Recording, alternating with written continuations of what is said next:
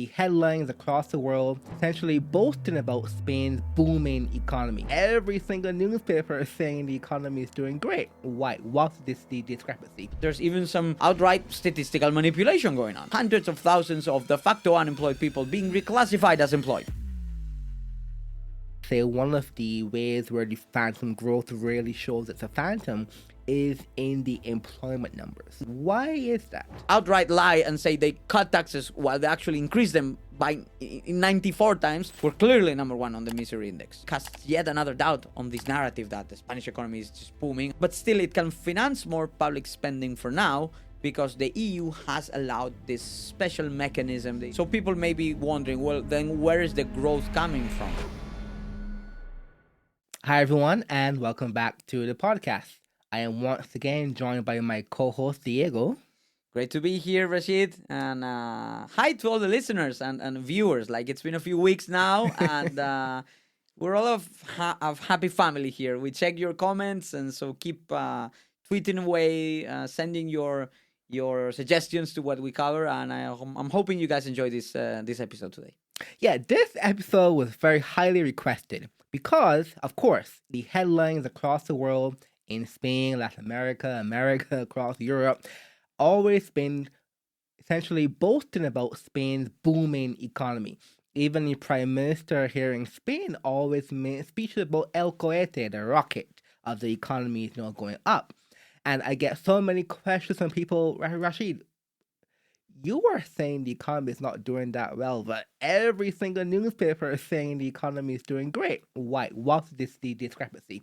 So, Diego, we're discussing this topic today, which I think there's so much to cover. It's hard to figure where to start. We'll manage. We've been able to, talk about. We had to split Millet into a double episode, right? But I think we'll do good enough with less than 60 minutes today about this topic. But you're right. Like you see a lot of international coverage these days for the Spanish economy. It seems to be positive. Mm-hmm. And if you look at the top line figures, it kind of makes sense that it would be. But then when you dive deep into the numbers, and this podcast is about going a bit deeper into stuff, you kind of see that there's a lot of leakages and a lot of things that just don't add up. There's even some outright statistical manipulation going on. Like, take the case of unemployment. We will discuss that. Yeah, and there's literally hundreds of thousands of de facto unemployed people being reclassified as employed. So with all that creative accounting and all that innovative speech writing by the president, you listen to President Sánchez, and you would think that Spain's doing fantastically. And when you walk around the street, people don't feel the same. So what's the disconnect? We're about to find out in today's episode. Exactly. So let's start about the context for Sanchez. So again, why is it every speech, especially last few months, few weeks even, he'd always say, Spain's economy is doing amazingly, PSOE is delivering the goods, essentially. What is giving him this motivation? Okay, well, I think that for a long time, the Spanish left has been sort of on the defense when it came to economics. Essentially, when Felipe González left office, unemployment was stubbornly high, and the economy was not meeting any of the Maastricht criteria, which means Spain couldn't even join the Eurozone in the mid-90s if it wanted to, because its deficit was so high, its inflation was high, its government debt was so high. So that was his track record.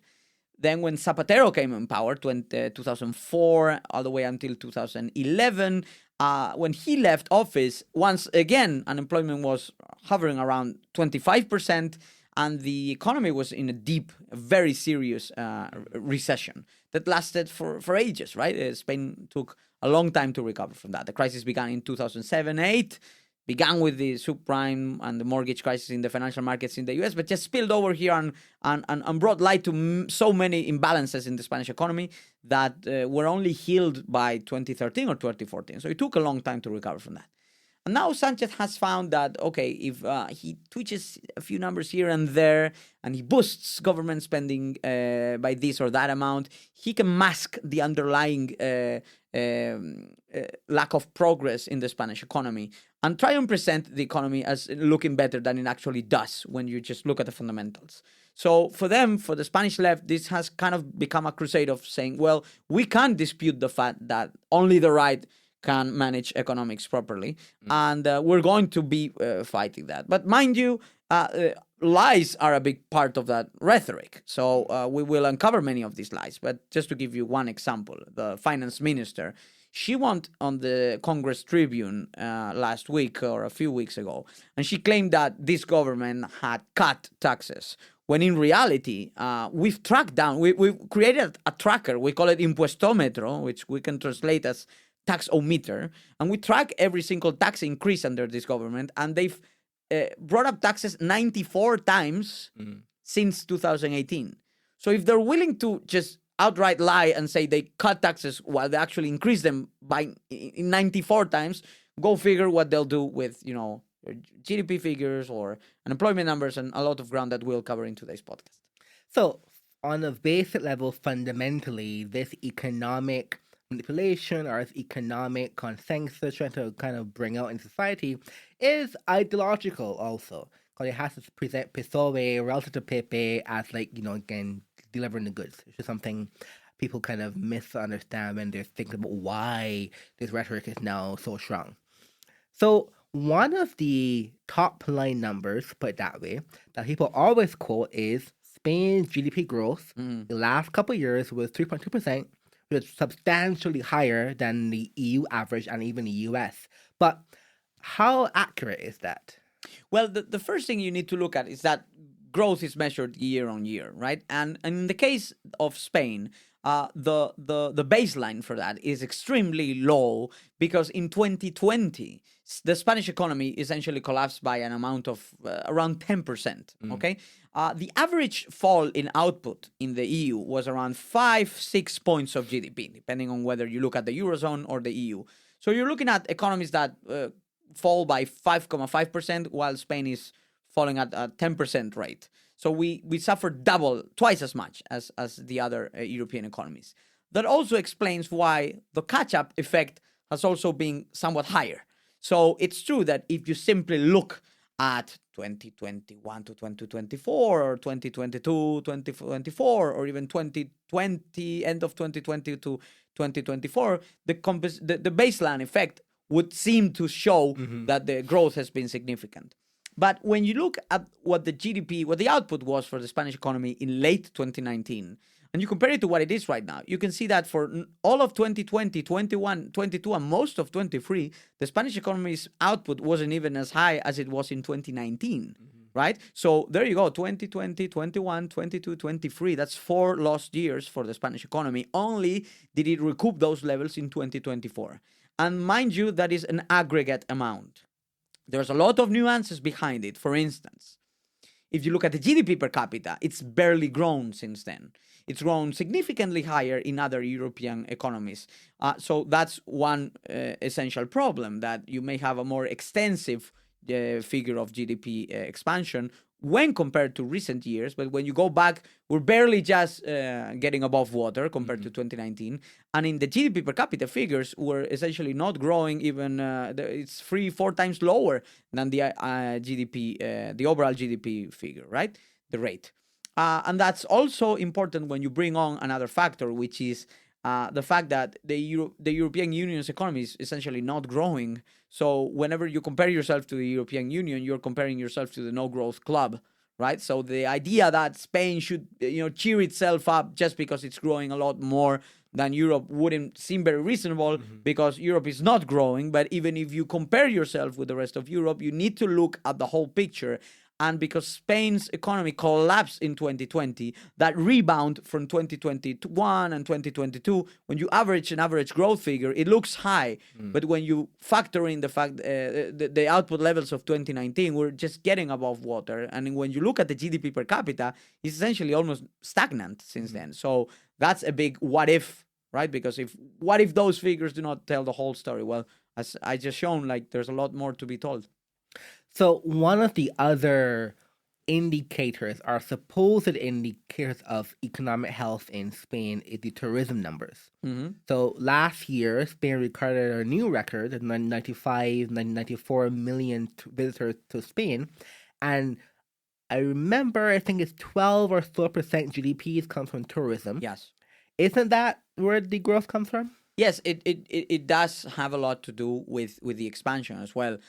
Most of it is government driven growth, and we'll talk about that when we talk about the public finances. But you do bring up a good point to says where the growth is coming from on the demand side, especially on the private side of the economy, which has grown smaller, by the way, under this government. The private output used to represent roughly 50. I think it was 62% of GDP, while government spending was contained to around 38 percent of GDP. These days, the Spanish government is essentially spending around 44, 45 points of GDP. So essentially, the private sector is in retreat. It has lost significant ground, and today its production amounts to around 55% of GDP. So it's even a mixed economy. It's not really a market economy these days because of so much government expenditure, right? But yes, you're right. On the private side, the growth of tourism has been huge for Spain. Sometimes we joke that tourism for Spain is like oil, right? It's like our oil, only that we have beaches instead of oil fields. That's actually the Caribbean version of it. In the tourism, the natural resource. That's what you're saying in Caribbean. Yeah. Well, essentially, but it's the same here. And 12 points is a lot. We have a strong automobile industry. We're making sure to kill it with all sorts of environmental regulations, but we do still have one. And what we do is produces 9-10%, 10 points of GDP. Well, tourism does even more. It's around 12, 13 points, as you mentioned. That growth had been going before this government. It kept on going after the pandemic under this government, and it kind of shows like people like coming to Spain. But I don't think a government should like really believe that they're coming because of them. I don't think anyone is coming to visit just because they like the Spanish government. In fact, like the Spanish government has kind of an anti-tourist rhetoric. They've spoken. They look down on people that work on the hospitality industry, as we don't want Spain to be a country of bartenders and make passing comments like this. There is like this anti-tourism movement that has been fueled by the left. And mind you, the Socialist Party is in power, but so is the Communist Party of Sumar. And where they hold local power, they have done this, tourists go home campaigns. And even there was even some harassment against tourist visitors in Barcelona and in other areas. So, yeah, I would be careful to tout the tourism boom as a success of my own when A, it was ongoing before you came to power, and B, you've done a few things to just, piss off visitors. In fact, they've just introduced what we call the Big Brother law, which is essentially 18 data requirements whenever you travel to Spain and you go and check in your hotel. And the other day, I checked in a hotel for the first time since this came into effect, and I lost 15 to 20 minutes just filling up information, and they ask for your bank account. Really? They ask for your credit card. They want the full information. This is it's really twisted. The amount of personal data that you're surrendering to a private company that then has to hand this over to the Spanish government authorities, and who supposedly will take care of this data properly, and I have a lot of doubts that they will. That sounds exactly what my process every time I go to a hotel in India. Yeah. We're just thinking, the Spain becoming more like India for tourist surveillance. That's very, very strange. The tourist Raj, right? Yeah. So one of the hidden aspects of the growth, or I would say one of the ways where the phantom growth really shows it's a phantom, is in the employment numbers. So official numbers, I know some think tanks like Juan de Mariana dispute the official numbers of unemployment in Spain. Why is that? Wow, that's it's an important debate, because when the unemployment numbers come out, most media outlets take them at face value, right? And I'm among other things. I'm a journalist myself, so I know how it is in the newsroom, and they'll just pick up what the government is saying. They'll report what the government is saying, and on to the next one. So if the government is saying that unemployment is 11%, they'll just run with 11%. And the way in which official data is shared these days, it's not very transparent. They really play around with the press release so much that in a quarter or in a month in which a job loss has occurred, they may be able to just twist it around and use an annual number to show that employment has grown, or these little tricks that, if you know economics, you can quickly spot them out. But most people engaging in debate, they don't know the data that hard. And just put yourself in the shoes of just your regular Joe watching the news at night. Like, he got the news from the journalist, got that from the government. Journalist gave it to the regular Joe like this, and people will just hear. Maybe it doesn't add up with what they see with their personal experience, but in principle, that's the figure. So you've been reading these numbers, and you'll see, in principle, they're getting better, right? But the first thing that really pops to mind is that, okay, these unemployment numbers are extremely high, which I'm sure there's something that shocked you when you came here. Because even if we take them at face value, they're high, they're quite aren't high. they? Yeah. So 11%, it's more or less the unemployment rate right now in Spain, slightly below. But the average in the EU is 6. So it doesn't seem very logical to just be touting a success in the jobs market when you're essentially doubling the European unemployment average. But they are touting this as a success. So okay, let's go deeper into the numbers. So what happened here is that back in mid 2022 and starting in 2023, the Spanish government has decided to reclassify a particular category of workers as those being permanently employed. But this particular category, it's called fijos discontinuos. Those contracts are permanently active, but they only provide employment for a limited period of time. Typical example that used to be given when this wasn't a relevant issue. You would hear about this in economic classes or whatever. A worker at the vendimia, which is when the wineries, work the fields and collect the grapes and bring them over. That's a 1-2 month gig, right? Spain is a wine producing country like France, like Italy. And so these people are employed for 1 or 2 months, but the contract does not run out because it activates itself next year. Once again, when the time comes, September, need to pick up the grapes, need to produce the wine, they'll be called back, the same labor conditions, and they'll be back. So essentially, you have the case of someone who is unemployed 10 months or 11 months or 9 months and will have a job for like 1, 2, 3 months. That's it. And that people would normally be classified as employed while the contract is effective and active and would not count as employed the whole year round. Take the case of tourism, for instance. People who work in a hotel in Ibiza. They have this contract from May to October. That's very common. And then from November to April, this contract sort of suspends itself until next year. So what this government did is that it decided to push all of that people as permanently employed workers, regardless of the fact of whether they are actively working in a single month or not. And this completely distorts the numbers because essentially when you look at official figures, you see that there is some job creation in Spain. And in fact, the official number is 11% when the real number is around 15%.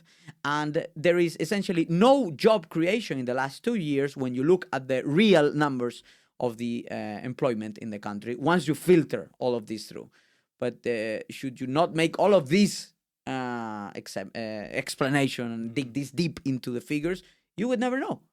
And so a lot of people are just losing this whenever they speak of the numbers. Even the opposition parties, they will dispute whether this month's jobs report is good or bad, but they don't realize that the whole conversation is rigged, and they need to widen the perspective because right now in Spain you just cannot trust unemployment figures. You need to adjust them and correct them. And also with the fijo discontinuos, depending also on how much time they work in the year, and then also depending on their family status, if they're taking care of children and so on, they can access unemployment benefits. Actually, much more easier because of the permanence of the contract in phantom permanence in the things. So this is also will be able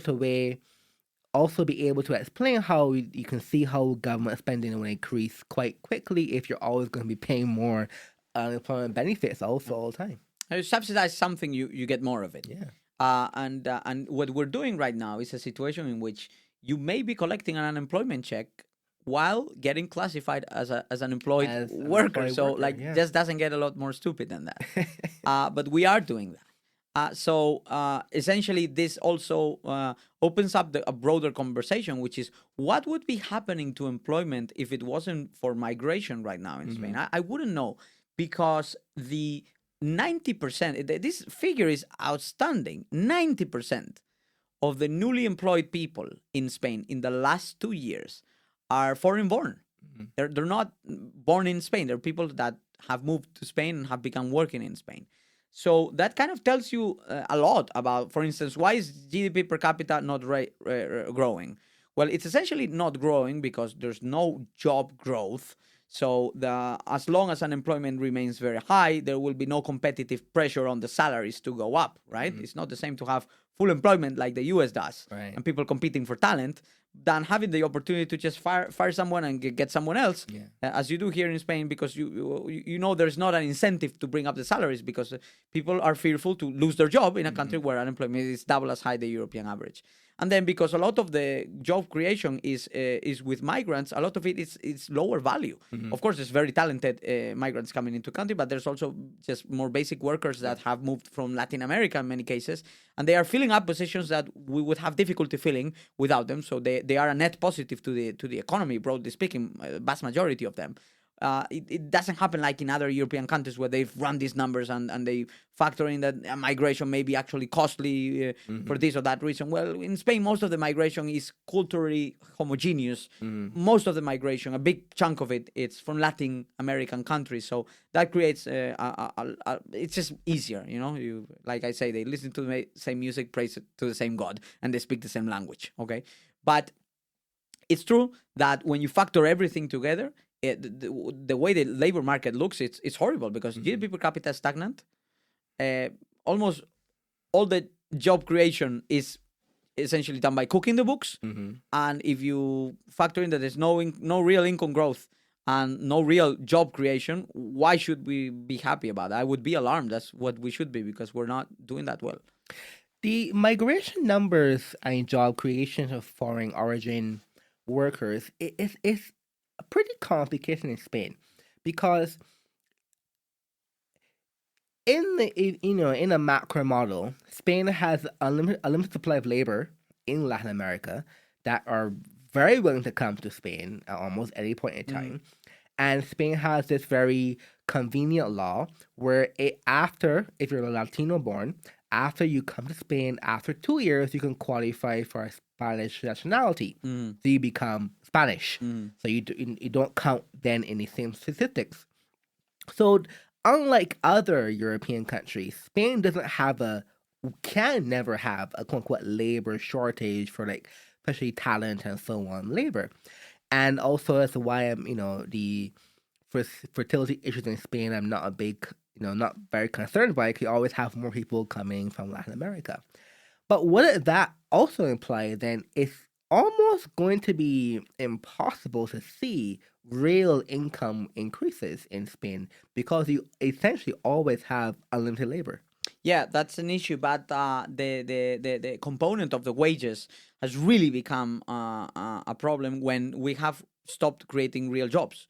Because for the last 25 years, there's been a significant number of entries into the country.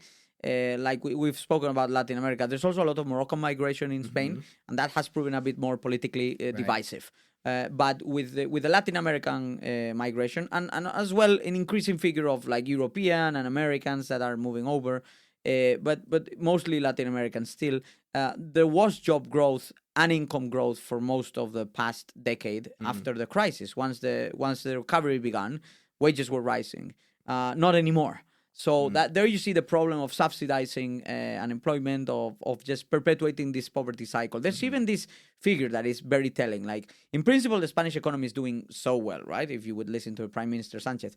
But we've created this scheme known as Ingreso Mínimo Vital, which is basic minimum wage. And the way it's designed, it's essentially just to cover the bare minimum for anyone that has no income, right? Well, the government champions that the number of people getting this benefit keeps increasing year after year. Wait, isn't that a big disconnect? Isn't the country doing so well that you should have less and less and less people in such a desperate situation? And that shows that the numbers are being like twisted, and the books are being cooked to a very disgusting degree. Because then when they acknowledge that more and more people get this subsidy, they're acknowledging that there is no real job or wage growth in the economy when you just look at the real figures and look at the fundamentals. And that should trouble us, because we're becoming champions in creating more subsidies and more people living in the conversation in Spain is not even about wages, it's about the minimum wage. Right. How much should it increase?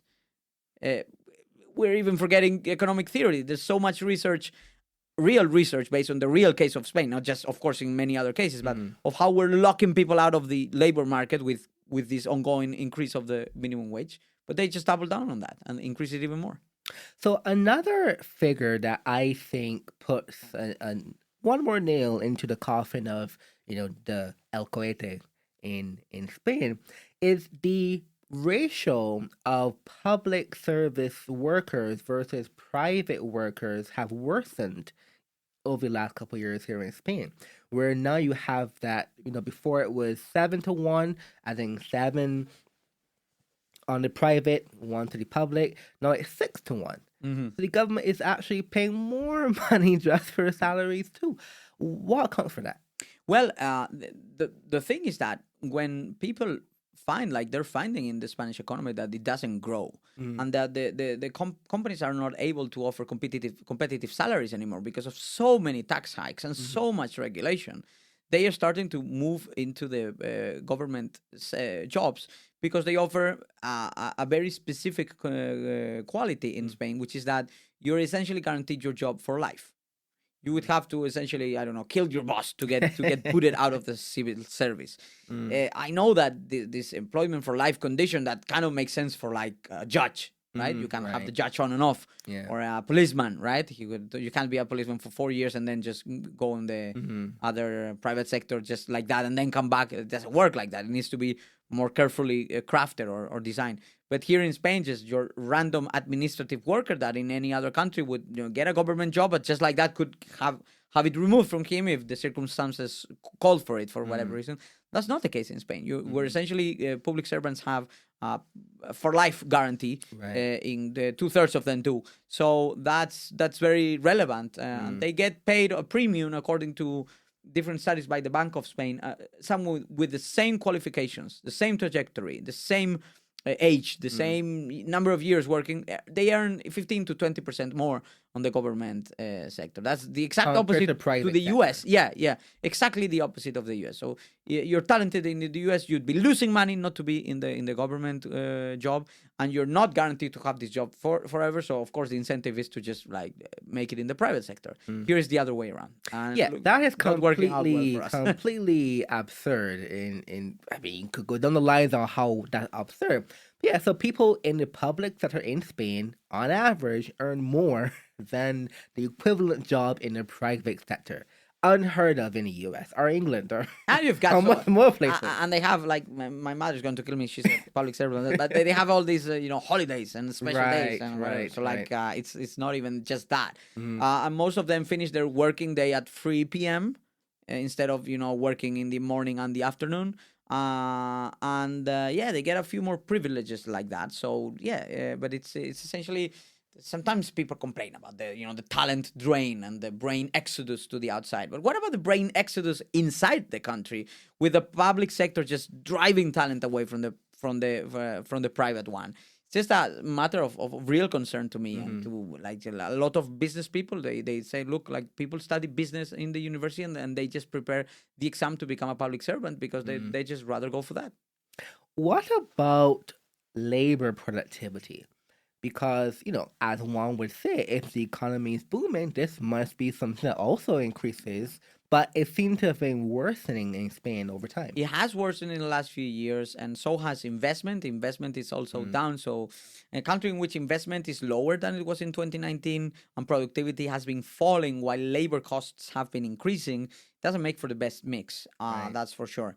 I think that when you look at the overall picture that we're painting here, the top line figures start to do not make a lot of sense at all. So people may be wondering, well, then where is the growth coming from, right? Where is the output effect derived from? And essentially, almost 70% of growth right now in the Spanish economy can be attributed to government spending.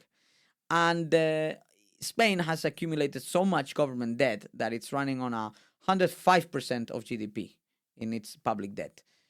But still, it can finance more public spending for now because the EU has allowed this special mechanism. The EU issued massive amounts of debt collectively and then allowed its member states to essentially spend this money and then not have to pay it back for decades or not have to pay it back at all. So this has given Spain the equivalent of spending, 15 points of GDP in government spending in a span of 3 years, and with essentially very little control and oversight. So that has also played a factor in inflating the numbers. Like I was speaking about of this crowding out effect, how the private sector has gone from 62 to 55% of the GDP. This has happened. Meanwhile, all of these government expenditures have kicked in, but many of these cannot be sustained over time without putting up taxes, because we will run out of this money in few years' time once the program is finished. And then it'll be time to either decide whether we stick with these spending programs or we cut them. And, Friedman once said that there's nothing more permanent than a temporary government program. And I think this is a perfect example of that, because you see a lot of these entrenched expenditures just creeping into the budget, and there will be no way to let them go. But taxes have already been increased and also since Sanchez became Well, prime 94 minister. times, yeah. 94 times, right. So, yeah, it will leave the taxpayer in a very difficult position, because you have to realize one thing. When you look at the overall tax revenue to GDP ratio in Spain, it's lower than the EU average. So that's had socialists always claimed that, means we need to harmonize our tax levels with Europe, and we need to put up taxes so that we meet just the exact EU average. The thing is, when you quantify that means something. That means that you're willing to put up taxes by X amount of euros, right? So I quantified it back in the day, and I got into a row with the president because he was contesting my research when it was championed by one Alberto Rivera, who was a leading moderate politician back in the day, a few years ago in Spain. So when he put this number out, president called him out on this and saying it was a lie, that he wanted to raise taxes by 40 billion. Okay, but the truth is that 2 years later, he had put up taxes and expenditures by 40 billion. So then we looked at that, and then we looked at the outcomes in healthcare, education, and output. Healthcare was performing worse, and education was also performing worse. So the welfare state had gotten all of this extra funding, 40 billion in extra funding, had gotten nothing better in terms of outcomes out of it. And then output, the whole output was worse than it had been before. So they did got what they called for. But because, of course, they still want to harmonize, they're now calling to keep on bringing up taxes. So they will always find an excuse, right? Right. But the thing is that the average taxpayer, we've run the calculations, only in social security, income tax, and VAT, he'll be paying, more than 45% of his income every year. And in a country in which, the basic labor cost is 40,000 euros more or less, you end up paying 18,000 euros in these free taxes. And God forbid you own a car, you'll pay more taxes. You own a home, you'll pay more taxes. You get some alcohol or you smoke, you'll pay so there's taxes everywhere. But this has sort of become an issue, because if they want to keep all of this spending going, I think they're running out of ideas of how to put up taxes, because how many times can you put up taxes? But they're creative. They will find a way, because for this year they proposed 46 tax hikes, but they only passed 15 of them. So this level of worsening of public services, of general services in Spain, of course there's some differentiation between different comunidades, and we could probably get to that at some point. But one of the things that provides a good indicator is the misery index. Mm. And the numbers are quite shocking. Where Spain, if you do some corrections and make sure the statistics are okay, claims to be around like 19 points, which is double the EU average for a misery index. So why is the Spain misery apparently so crazy high compared to the average? Well, you realize the misery index is compiled by putting together inflation rate and the unemployment rate. And the inflation numbers for Spain have not been good. It's true that some European countries have had it real bad because of a mixture of, on the one hand, deficit spending by their governments, and on the other hand, energy prices skyrocketing during as a result of the Ukraine war. So Spain hasn't dealt with so much of a pressure on the energy prices, although they have significantly gone up, just like all over Europe. And that's the cost of really bad energy policy, which Spain has enacted. I think a lot of attention has been put on Germany and how bad they've done. Well, Spain's about to shut down its nuclear plants. We're going German all the way, baby. And it's not looking good for energy prices in Spain. So then, but like I said, you have the CPI, the Consumer Price Index, rising at around 20% since Sánchez became president. So that's quite high. But then you've got an unemployment rate that, if you take it at face value, it's double the European average. So even if you forget about how they cook the books, we're clearly number one on the misery index. And if you actually factor in for all the creative accounting that they do with the unemployment, it's even worse. So yeah, I think that really casts yet another doubt on this narrative that the Spanish economy is just booming and doing so well. Wish it did, but it isn't. And one of the, again, more telling things also, so if you live in Spain, which we have to live in Spain, one of the major concerns that everyone, our age, younger, older, housing costs. And housing costs have only become more problematic year on year on year. And if I remember correctly, on average, Spaniards only leave their parents' house when it's around 30 or so, which is substantially higher than the EU average again. So even in housing costs, you're not seeing the productivity, you're not seeing the growth, you're not seeing the boom that the Prime Minister talks about. Well, the Prime Minister Sánchez came out and promised to build like 200,000 government subsidized homes. And 2 years later, I think he's delivered like 1% of that promise. So that it's just, the whole narrative around it is ridiculous. But the worst of all here is that they've done everything they can to destroy the market in real estate, right? Any market dynamics, prices are essentially controlled by the government in rent. Taxes are so high that if you're trying to buy, you end up paying 1/4 of the price to the state through taxation. So they've done everything they can to just intervene in the market, and then they get what you get when you just disrupt the market forces to this ridiculous extent, which is extremely high purchase prices, extremely high rental prices, right? And so what do? They double down. They decide to just put up taxes some more and increase the regulation of the rent segment. So that's a big issue, and we have constrained the supply of housing artificially, because the planning system, which is a nightmare in many countries, is twice as bad as you can imagine in Spain. If you want, let's say there's like this empty lot of land, and I want to develop it. The normal time it will take me from the day I submit the first paper into the registry to start a project, and the day I just hand the keys to whoever is occupying these new homes, it's likely to be between 10 and 14 years. That's how long it takes to build. But mind you, I'm talking an empty lot.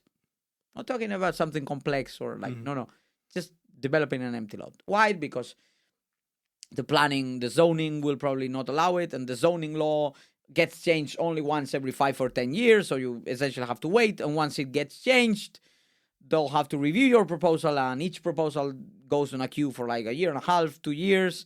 And then when you get allowed to do it, you pay so many licenses and taxes, and you have to comply with so much regulation. Even if you develop housing these days in Catalonia, in Barcelona, for example, you have to save 30% of a private development for social housing. So things like this, de facto expropriate 1/3 of your property. You want to build higher, that's also an issue. So they don't want to build, they don't free up land. They don't free up the sky to at least, build higher. So it's essentially a huge shortage in housing. The prices show it. And the only reason why this is not leading to a huge social explosion is because around 78% of Spaniards own their home. If it wasn't so many homeowners, there'd be blood on the streets. And I think one of the more telling or almost like conclusive data points when it comes to the lack of boom in Spain is the polling data for the current government is pretty bad. Most data shows that one, they're going to lose the election by a substantial margin. Two, there's some data showing that even younger people are overwhelmingly supporting the right-wing parties, even far right-wing parties. Yeah, exactly. So even the polling data indicates that he can't be correct if he's saying Spain is booming, because I, meaning the people who voting, are disagreeing with your policies wholeheartedly. Yeah, the man is very unpopular. That's a fact. All polls show or point towards a huge majority that could be formed if an election was to happen now. Will an election happen now? No. So he still has time. Is he able to manage through and make it all the way to 2027? We'll see. He has proven to be very crafty in getting alliances done with his partners, but his partners are who they are. Right. The Catalan separatists and Basque separatists in alliance with the former Basque terrorist groups. So it's essentially not the best coalition of friends, if you ask me. Plus, you've got the communist junior partner of the coalition, Sumar. So it's quite, he asked me, quite a bunch of deplorables, to use Hillary Clinton's terms. But still, like, he was able to come to power, though he lost the general election the last time around. Very important point. Yes. The parliamentary system, at the end of the day, what it does, it looks at parliamentary seats that you have. So although they lost the election by a landslide, they managed to climb to power by, I think it was a 3-4 seats in a 350 seats assembly. But I mean, that's by coalition. Yeah, through this coalition. So it's true they barely are able to get together because then they fight so much between their partners. They have all the laws that they have tried to pass so far this year have collapsed. They have no budget since 2022, so they just amend the budget in any way, shape, or form. But there's no clearly any mandate for government or anything. But they seem to be glued together to just stay on power because the separatists know they can get more off of Sánchez than of a different government. So they'll keep him on probably until they see that they can milk the last concession out of him. So, but yeah, I mean, if the economy was a rocket, right? He first said it was like a moto, like a motorcycle, like it's fast as a motorcycle. Then he just went the whole exaggeration, just went even more grotesque and just said it was as a rocket. The Spanish economy was flying as a rocket. Yeah. Well, the polls say that people think otherwise. Yeah, exactly. So, just to round off this conversation, it seems like in Spain, you have young people that cannot buy houses and are complaining. You have no productivity growth. You have no GDP growth in reality. You have extremely high unemployment numbers, even relative to EU. You have less investment. And you have an unpopular prime minister and an unpopular government. Yeah, it's pretty hard to say that Spain is booming under these conditions, for sure. Yeah, and then that kind of gives us, it brings me back to the whole fake news and the backlash against legacy media that we have seen in the past.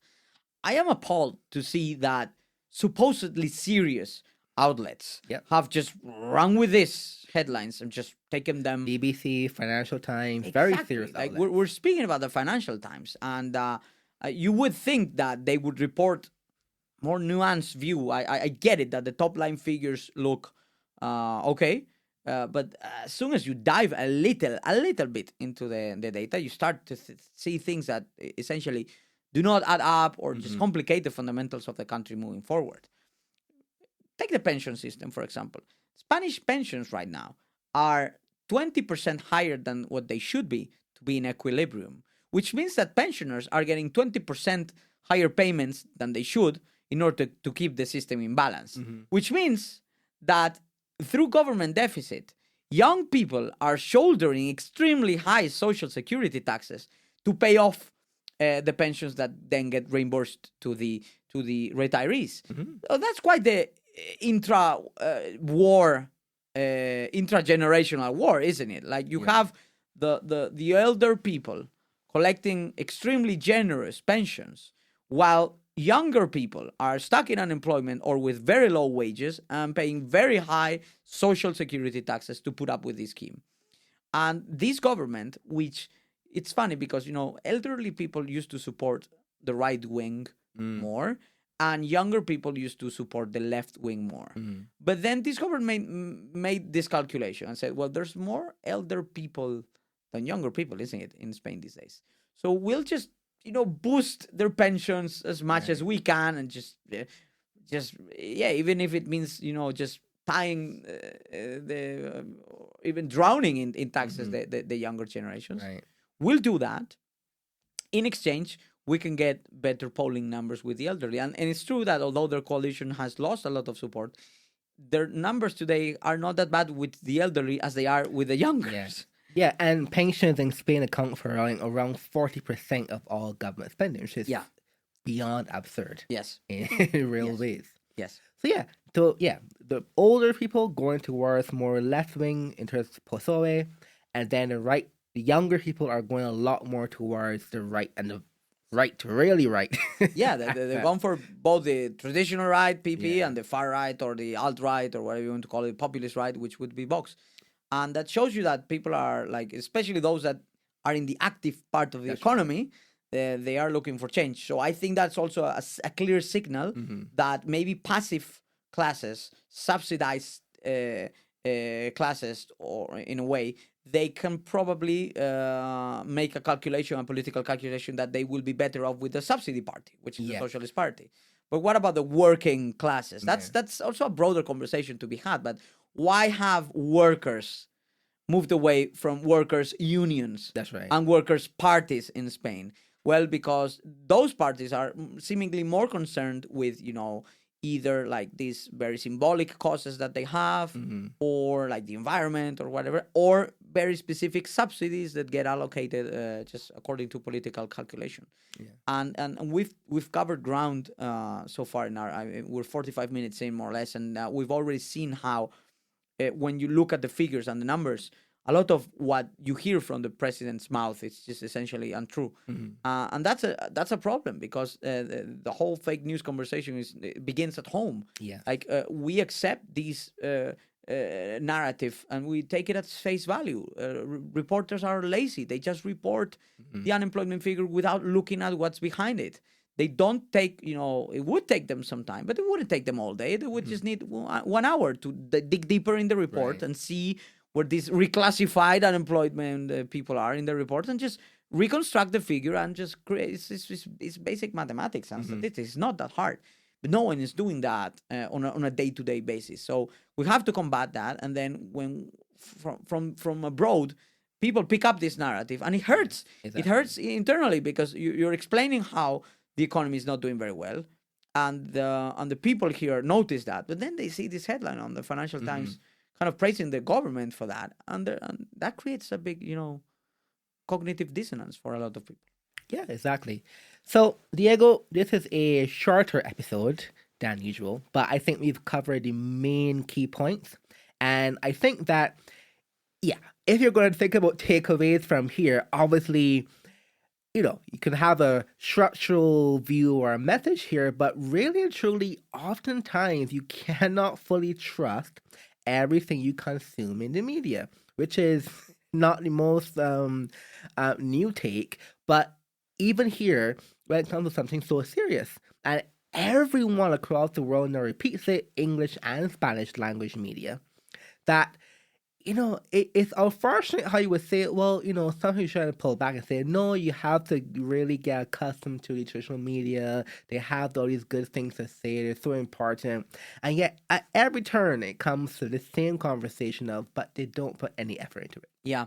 And the fact checkers out there, like Yeah. they focus so much on, did A say B back in day C? And yes, they contradict themselves all the time. But what about checking the numbers that really make up the conversation about an economy? Because right now it's kind of become an issue, right? Like if you and I could be speaking apparently completely different languages, but we're speaking of the same topic. And if you just feed me the government rhetoric, in principle, what you're saying is official data, right? So, like, a conversation could be had as to, like, why should we pay attention to those, not relying on the official. But then when you dig deeper into the numbers, you say, okay, then that conversation needs to be had. Because, if, there's 4 points of hidden unemployment in a country that already doubles the unemployment average, then why should I just read the latest jobs report and think it says something about Spain when it really doesn't? Exactly. So at the international level, I don't think Sánchez is relevant geopolitically.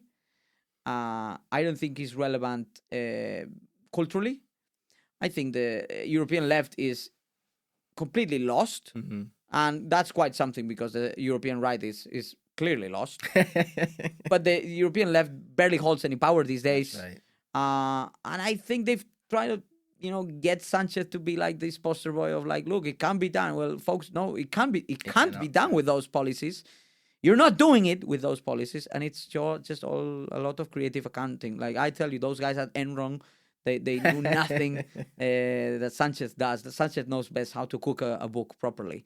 And just to close off with a final comment, there's always been a huge shadow cast over the authenticity of Pedro Sanchez's PhD dissertation. He's an economist by training, but there's always like to use that. I'm an economist. I know what I'm talking about. Yes. So that was like, in principle, gives him authority to speak on economics, or people saluted that, the socialists are electing a PhD in economics to be their new leader. Well, there's a lot of doubts about the authenticity. Well, and I'm being quite generous, like most people Spain considered to be obviously a copy paste that was essentially given to him in a big mistake by the university. But regardless of that, like it does seem that the man clearly seems to have a thing for, like, cooking and faking the numbers and reality. So with the Spanish economy, good place to invest if you choose wisely. Madrid is a booming region. Some growing industries and sectors. Some of them are like, of course, we talk about tourism and automotion, but of course there's a thriving startup and innovation scene as well. But if you look at government policy and economic policy, a lot of room to not to grow, but rather to escape. I mean, get as far as you can from this sort of approach, because from a macro level, nothing really relevant to look at here. And if you look at the stock market, like, it's really been, like, kind of completely uninteresting for the last 5-6 years. So, and that's also kind of giving you something. Foreign direct investment is 50% lower than it was the year before Sanchez came to power. So I think, we've touched enough ground today, but we could go on and on and on. For sure. So, Diego, thank you. And we've actually touched on some topics we're going to dive in deeper in the next episodes coming forward. We're going to have the young right-wing element of Spain, the housing crisis, the differentiation between policies in Madrid and Catalonia and Andalusia, and things like that. Yeah, so much.